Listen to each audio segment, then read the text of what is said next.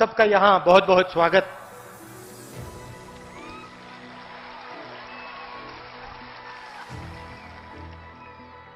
Press के मित्रों कह दिया, मगर ये मोदी जी के ज्यादा मित्र हैं।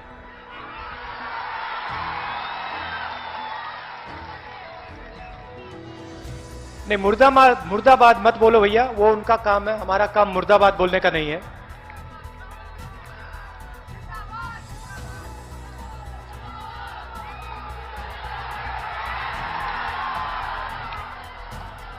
छह साल हो गए। अच्छा, पहले आप एक बात समझिए, ये कभी कोई मोदी जी की बात करता है, कोई नीतीश जी की बात करता है। सच्चाई यह है कि मोदी जी और नीतीश जी एक ही चीज है, क्योंकि नीतीश जी नरेंद्र मोदी जी की मदद करते हैं और नरेंद्र मोदी नीतीश जी को चीफ मिनिस्टर बनाते हैं। तो गलतफहमी नहीं होनी चाहिए, ये दो अलग नहीं है, ये एक ही चीज है।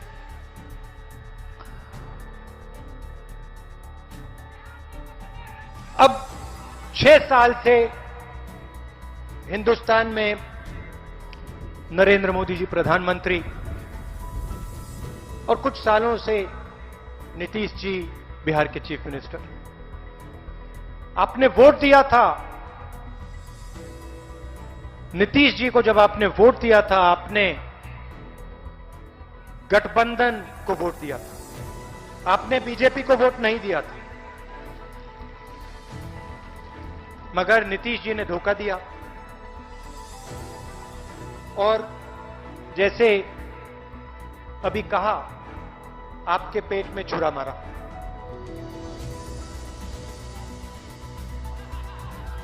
पहले पीछे फिर पेट में, 2-3 बार।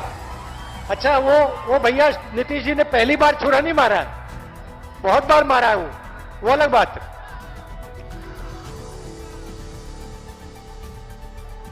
तो 6 साल से नरेंद्र मोदी प्रधानमंत्री, कुछ साल से यहां पे नीतीश जी चीफ मिनिस्टर। पिछली बार आए थे, वायदे किए थे 2 करोड़ युवाओं को नरेंद्र मोदी रोजगार देगा। नीतीश जी ने कहा टीवी पे आपको सिर्फ एक चेहरा दिखेगा।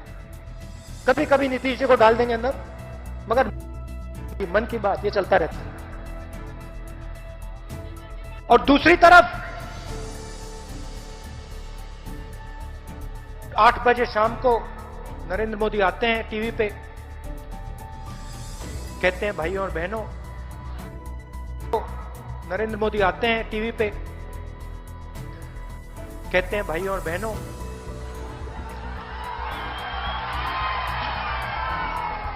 भाइयों और बहनों, काले धन के खिलाफ लड़ाई है। काले धन के खिलाफ लड़ाई है। 500 रुपए और 1000 रुपए का नोट मैं रद्द कर रहा हूं। बर्बाद कर दिया हम लोग को। यह आपने बिल्कुल सही बात बोली, उन लोगों को नहीं, हम लोगों को। मतलब जो हिंदुस्तान के अरबपति हैं, 2-3 अरबपति, उनको बर्बाद नहीं किया, मगर जो किसान है, मजदूर है, छोटा दुकानदार है, युवा है, उनको बर्बाद किया। और उन्हीं को नरेंद्र मोदी ने लाइन में खड़ा किया था बैंक के सामने, याद होगा आपको। अच्छा बताओ, भूल गए क्या? मतलब घंटों खड़े रहे, बारिश में खड़े रहे, धूप में खड़े रहे, भूल गए? खड़ा किया, आपके जेब में से पैसा निकाला था ना? कितना पैसा डाला आपने बैंक में? हाँ, आपका पैसा आपके जेब में से निकाल के नरेंद्र मोदी ने बैंक में डाला, और बैंक से नरेंद्र मोदी ने पैसा निकाल के उन्हीं अरबपतियों का कर्जा माफ कर दिया। और देश की जनता को कहते हैं काले धन के खिलाफ लड़ाई। काले धन के खिलाफ लड़ाई थी तो लाइन में आपने किसी काले धन वाले को देखा? उसमें अनिल अंबानी खड़ा था लाइन में, अदानी खड़ा था लाइन में ना? उसमें तो किसान थे, मजदूर थे, छोटे दुकानदार थे, माताएं बहनें थी, वो बड़े वाले अरबपति वो बैंक के पीछे वाले दरवाजे से गए, पूरा का पूरा उन्होंने अपना जो करना था कर दिया, काला धन सफेद कर दिया। अब कुछ ही दिन पहले कोरोना आता है, कोरोना आता है, फिर से 8 बजे टेलीविजन पे मोदी जी आ जाते हैं। पता नहीं 8 बजे क्यों हर बार, पता नहीं क्या हो जाता है। 8 बजे आते हैं और इस बार कहते हैं भाई और बहनों 22 दिन की लड़ाई है, 22 दिन में हिंदुस्तान कोरोना को हरा देगा। वारे 22 दिन में हरा देगा। उसके बाद कहते हैं हाँ भाई, मैं देखते हैरान हो गया, ये हो क्या रहा है, कोरोना नहीं गया। उसके बाद कहते हैं भाई और बहनों हाल ही ने काम नहीं किया, और अब पता नहीं हो गए 6-7 महीने हो गए, पूरे देश में कोरोना फैल रहा है। मोदी जी कोरोना के बारे में एक शब्द नहीं बोलते। अब पहले कह रहे थे 22 दिन की लड़ाई है, अब कोरोना आगे पीछे दाएं बाएं सब जगह फैल रहा है, नरेंद्र मोदी चुप।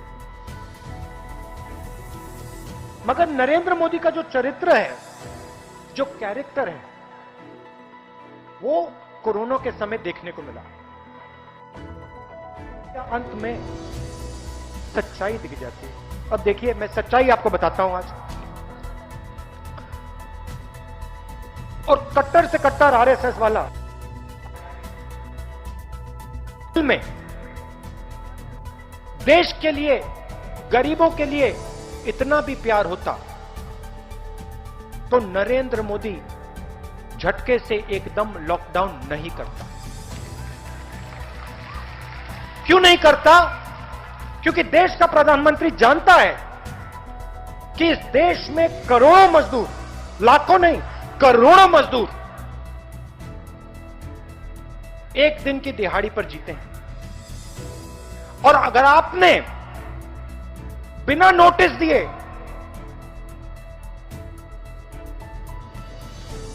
बिना वार्निंग के अगर आपने एकदम लॉकडाउन कर दिया तो ये मजदूर खत्म हो जाएंगे, मिट जाएंगे, पिस जाएंगे, मर जाएंगे। और ये सच्चाई है। प्रधानमंत्री ने 1 मिनट नहीं सोचा कि ये जो बिहार से लोग, कोई पंजाब में है, कोई असम में है, कर्नाटक में है, दिल्ली में है, अगर लॉकडाउन होगा तो इनका क्या होगा। और आपने देखा लाखों मजदूर बिहार के, युवा, हमारा भविष्य, देश का भविष्य, कोई बेंगलोर से चला आ रहा है, कोई मुंबई से चला आ रहा है, कोई पंजाब, कोई हरियाणा से पैदल वापस, बिना पानी, बिना भोजन।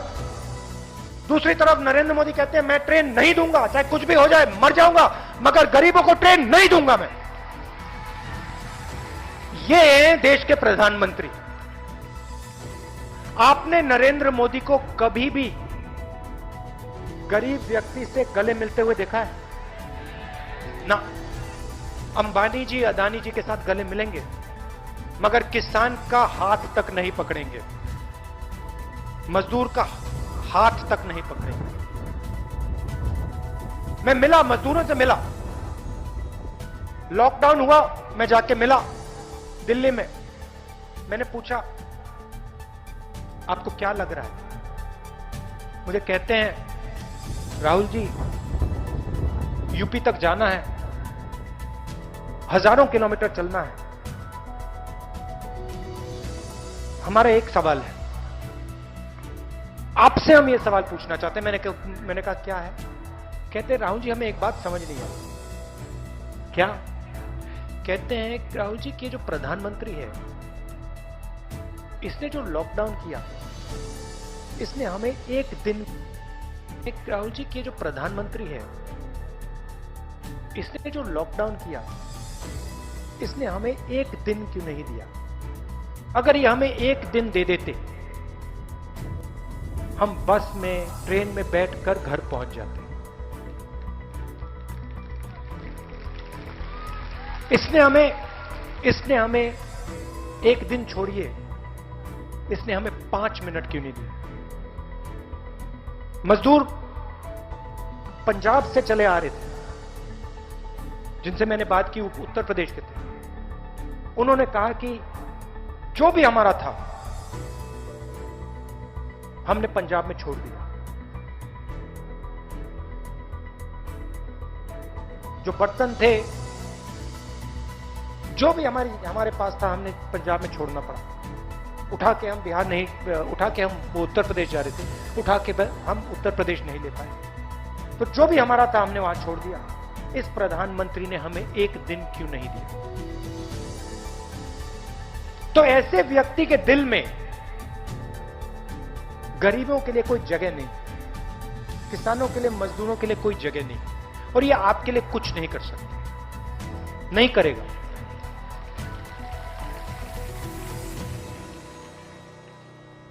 बिहार की बात करते हैं। आपको यहां धान के लिए क्या रेट मिलता है? 1000। मक्के के लिए क्या रेट मिलता है? ठीक है। आपका जो धान है, आपका खून पसीने का जो धान है, जो मक्का है, वो बिचौले जाके पंजाब में बेचते हैं, हरियाणा में बेचते हैं। सही बात है। तो आपका जो पैसा है आपको नहीं मिलता, बिहार के किसान को नहीं मिलता, आपका पैसा बिचौलियों को मिलता है, और पंजाब में आपका धान और मक्का जाके बिकता है। छत्तीसगढ़ में चुनाव था, हमने वहां चुनाव की मीटिंग में कहा, देखिए कांग्रेस पार्टी की सरकार आएगी तो 2500 रुपए धान का रेट मिलेगा आपको, चाहे कुछ भी हो जाए।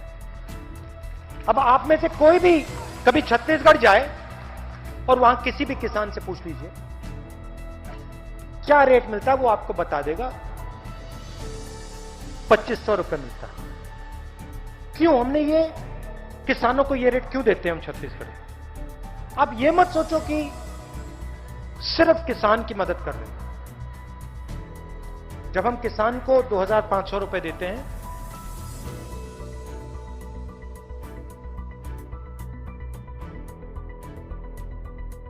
से कुछ ना कुछ खरीदता है, कोई शर्ट खरीदता है, कोई पैंट खरीदता है, कोई जूता खरीदता है, कोई साबुन खरीदता है। जब किसान माल खरीदते हैं, क्योंकि हमने किसानों को पैसा दिया, किसानों ने माल खरीदा, जब उन्होंने माल खरीदा, फैक्ट्रियां लगी, फैक्ट्रियों ने माल बनाया, और फिर पूरी साइकिल चली। यहां पे मुश्किल क्या है? यहां पे फिर पूरी साइकिल चली। यहां पे मुश्किल क्या है? यहां पे प्रोक्योरमेंट का सिस्टम है, उसको खत्म कर दिया। कहते हैं मैंने किसानों को आजाद कर दिया। अजीब सी बात है, मोदी जी ने किसानों को आजाद किया।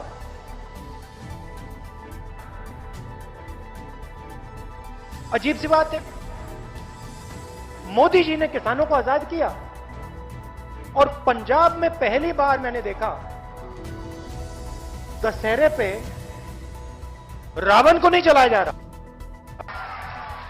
तो कैसी आजादी दे दी आपने? आपने किसानों को आजादी दी, और पंजाब का किसान, हरियाणा का किसान दशहरे पे आपका पुतला जला रहा है। अगर आपने उसको आजादी दी, वो खुश क्यों नहीं है भैया? वो आपके पुतले क्यों जला रहा है? जला रहा है। मोदी जी कहते हैं आजादी दी, कहते हैं किसान अपना माल कहीं भी बेच सकता है। नरेंद्र मोदी जी, किसान को माल बेचने के लिए सड़क की जरूरत होती है। सड़क के बिना किसान अपना माल कहीं भी नहीं बेच सकता है। नरेंद्र मोदी जी सोचते हैं कि किसान अपना माल यहां। नरेंद्र मोदी जी ने कितने युवाओं को रोजगार दिया? नीतीश जी ने कितनों को रोजगार दिया? कोई एक व्यक्ति है यहां पे जो कह सकता है हाँ नीतीश जी ने मुझे रोजगार दिया? रोजगार नहीं देते, तो फिर ये देते क्या हैं? आप लोग इनको वोट दिए, आपने इनको वोट दिया, ये इन्होंने आपको क्या दिया?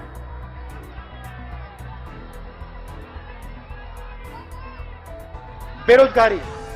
अच्छा, पिछली बार चुनाव में नीतीश जी कहते थे मैं बिहार को बदलूंगा, रोजगार दूंगा।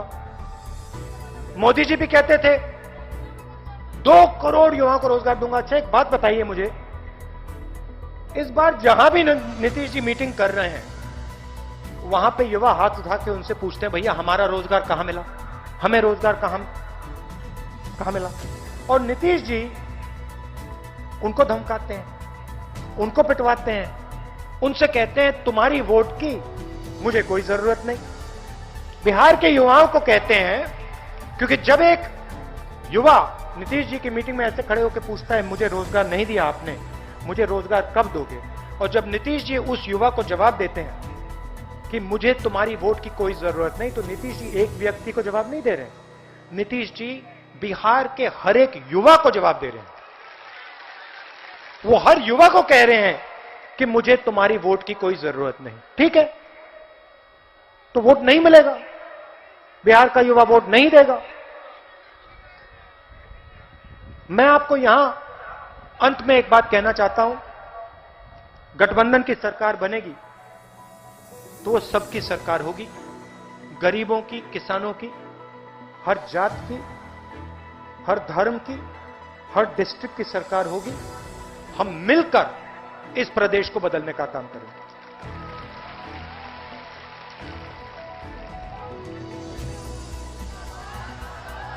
तो हम एक साथ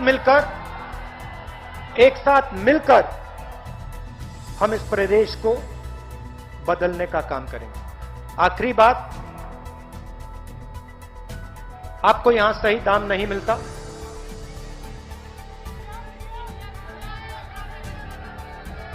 ईवीएम, उसका नाम ईवीएम नहीं है, उसका नाम एमवीएम है, मतलब मोदी वोटिंग मशीन। वो ई ऐसे ही लिखा हुआ है उसमें, वो एमवीएम है, मोदी वोटिंग मशीन।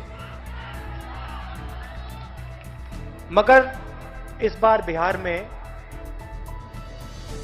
युवाओं में गुस्सा है, इस बार बिहार में युवाओं में गुस्सा है, युवाओं के दिल में गुस्सा है। तो चाहे वो ईवीएम हो, चाहे वो एमवीएम हो, गठबंधन जीतने जा रहा है।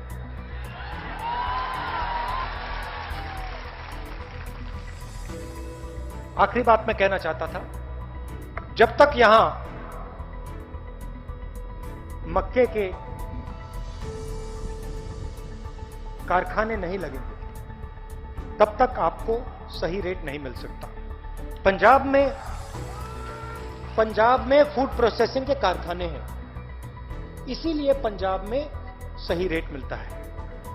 मैं चाहता हूं कि बिहार का किसान भी अपना धान, अपना मक्का बिहार में बेचे, पंजाब में ये धान ना बिके।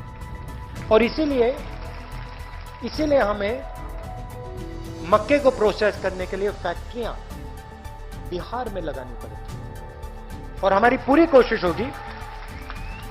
कोशिश होगी कि हम यहां आपके खेत के बिल्कुल पास मक्के को प्रोसेस करने की फैक्ट्री हम लगाएंगे। मैं यहां सिर्फ पब्लिक मीटिंग के लिए नहीं आया हूं, चुनाव है वो अलग बात है, मगर मैं आपके साथ रिश्ता बनाने आया हूं। मैं ये चाहता हूं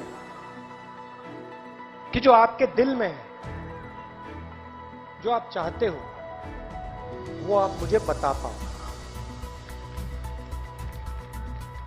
मतलब एक दिन का रिश्ता नहीं, जिंदगी भर का रिश्ता होना चाहिए। और मैं आपको आश्वासन देना चाहता हूं, और यह आपने देखा होगा चाहे एमवीएम हो, चाहे मोदी जी का मीडिया हो, मैं इन लोगों से नहीं डरता हूं।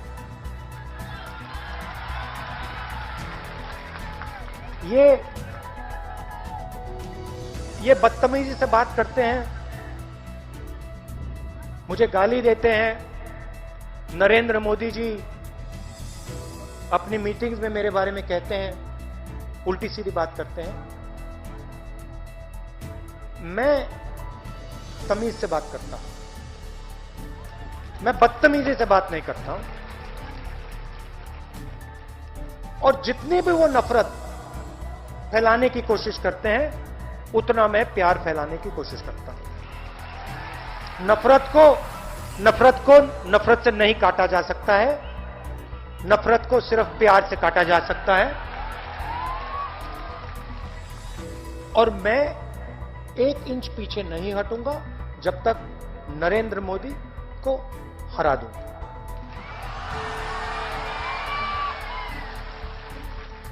चाहे मीडिया हो, चाहे ये मोदी वोटिंग मशीन हो, जो भी हो, मुझे कोई फर्क नहीं पड़ता। सच्चाई सच्चाई होती है, न्याय न्याय होता है। और हम इस व्यक्ति के सामने विचारधारा की लड़ाई लड़ रहे हैं। उनकी सोच के खिलाफ हम लड़ रहे हैं और हम उनकी सोच को हराएंगे। धन्यवाद।